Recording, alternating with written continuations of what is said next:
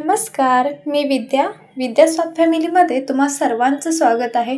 Perfect अशी मार्के style naan कटाई कशी करायची ते बघणार. चला तर मग आजच्या या रेसिपीला सुरुवात करूया. तर या ठिकाणी मी इथे एक बाउल घेतलं आहे. याच्यामध्ये 1 वाटी पिठी साखर घेतली. पिठी साखर जी आहे ते मिक्सरला बारीक करून घेतलेली आहे. यामध्ये 100 ग्रॅम बटर घातलेलं आहे. म्हणजे जेवढी पिठी साखर तेवढंच बटरचं प्रमाण घेतलेलं आहे. बटरच्या ऐवजी तुपाचा वापर केला तरीही चालेल किंवा लोणी वापरला तरीही चालेल, पण आपल्याला इथं तेलाचा वापर करायचा नाही आहे हे मिक्स करण्यासाठी. आणि कंटिन्युअसली एक 7 ते 8 मिनटं अशा प्रकारे फेटत राहायचे.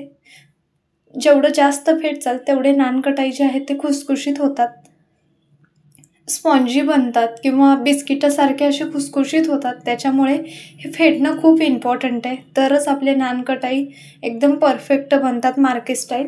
तर अशा प्रकारे बघू शकता परफेक्ट असं फेटून झालेलं आहे. तर हे प्रमाण असायला पाहिजे आपलं. तर यामध्ये टाकूया 1 वाटी मैदा. त्याच्यानंतर अर्धी वाटी बेसन टाकलेलं आहे. यामध्येच टाकूया अर्धा चमचा बेकिंग सोडा टाकत आहे आणि हाताने सर्व मिक्स करून घेऊया. हे जे पीठ आहे ते एकदम घट्ट असं बनवायचं आहे. एकदम जर तुम्ही पातळ बनवलात तर नान कटाई जे आहे ते घट्ट होतात. तर बघू शकता कशा प्रकारे हे मी पीठ बनवून घेतलेलं आहे. एकदम घट्ट असं मिक्स केलेलं आहे. तुम्हाला जर हे पीठ थोडंसं पातळ वाटत असेल तर 1-2-3 चमचे यामध्ये मैदा वापरला तरीही चालेल. तर हे साईडला ठेवूया. त्याच्यानंतर एक प्लेट घेतला आहे, त्याला तूप लावून घेऊया. नान कटाई बेक करण्यासाठी मी या ठिकाणी मैद्याचा वापर केलेला आहे. मैद्याऐवजी त्याच प्रमाणात जर तुम्ही गव्हाच्या पिठाचा वापर केला तरीही चालेल. दोन्हीपैकी काहीही घेऊ शकता, ऑप्शनल आहे. त्यानंतर डेकोरेट करण्यासाठी 5 ते 6 बदाम घेतलेले, 9 ते 10 पिस्त्याचे काप बारीक करून घेतलेले आहेत. त्याच्यानंतर थोडे थोडे ज्या प्रकारचा पेढ्याची साईज असते त्याच प्रकारात आपण हे पीठ घेणार आहोत आणि अशा प्रकारे गोल करायचे. तर बघू शकता परफेक्ट असं पीठ झालेलं आहे. साईडने जे आहे ते क्रॅक पडत आहेत. अशा प्रकारे आपल्याला हे पीठ बनवून घ्यायचं आहे. त्यानंतर मध्ये थोडंसं होल करूया. तर अशा प्रकारे क्रॅक जायला पाहिजे इथपर्यंत आपल्याला हे पीठ जे आहे ते घट्ट असायला पाहिजे. तर यामध्ये आपला जो पिस्ता आहे तो लावूया आणि त्याच्यानंतर बदाम. हे ऑप्शनल आहे, तुमच्या आवडीप्रमाणे कोणतेही ड्रायफ्रूट्सचा वापर करू शकता. तर अजून एक तुम्हाला करून दाखवते.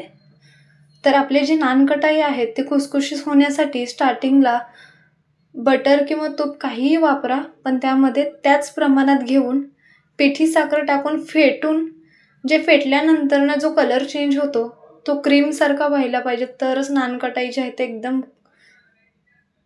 व्यवस्थित बनतात किंवा कडक होत नाही आहेत. तर अशा प्रकारे दुसरं पण आपण बनवून घेतलेलं आहे. त्याच्यावरती पण पिस्ता लावूया, थोडे बदामाचे काप लावूया. त्याच्यासाठी जे काही साहित्य लागतं ते मी डिस्क्रिप्शन बॉक्समध्ये देते, एकदा नक्की चेक करून घेऊया. तर बघू शकता एकदम पेड्यासारखे छान असे आपले नान कटाई तयार झालेले आहेत. तर आता हे बेक करण्यासाठी ठेवूया. तर बेक करण्यासाठी इथं मी एक कढई ठेवली आहे. यामध्ये 1 वाटी मी इथं जे रेग्युलर मीठ असतं ते मीठ टाकलेलं आहे. तर हे मीठ मी ऑलरेडी वापरलेलं आहे केक वगैरे बेक करण्यासाठी, त्याच मिठाचा वापर केलेला आहे. याच्यावरती प्लेट ठेवूया. गॅस मीडियमवरती ठेवायचं आहे. याच्यावरती प्लेट झाकूया आणि 25 ते 30 मिनिट जवळपास आपण हे बेक करून घेऊया.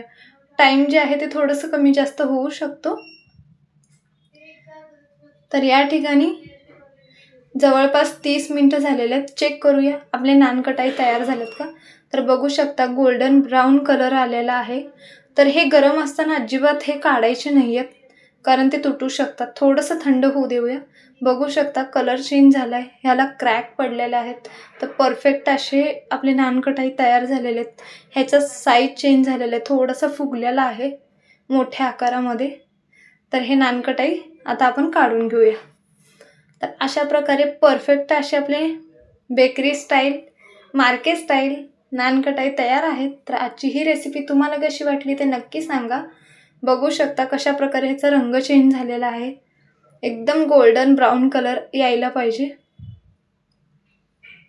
यामधली एक नान कटाई तुम्हाला तोडून दाखवते. बघू शकता कशा प्रकारे तयार झाली, एकदम बिस्किटासारखी खुसखुशीत.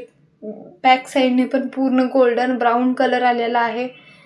छान अशी आपली नानकटाई तयार झाली. तर हे एक तोडून दाखवते तुम्हाला आतपर्यंत कशा प्रकारे इझिली तुटती. तर आजची ही रेसिपी तुम्हाला कशी वाटली ते नक्की सांगा. व्हिडिओ जर आवडला असेल तर चॅनलला लाईक, शेअर आणि सबस्क्राईब करा. कमेंट्स बॉक्समध्ये नक्की सांगा. धन्यवाद.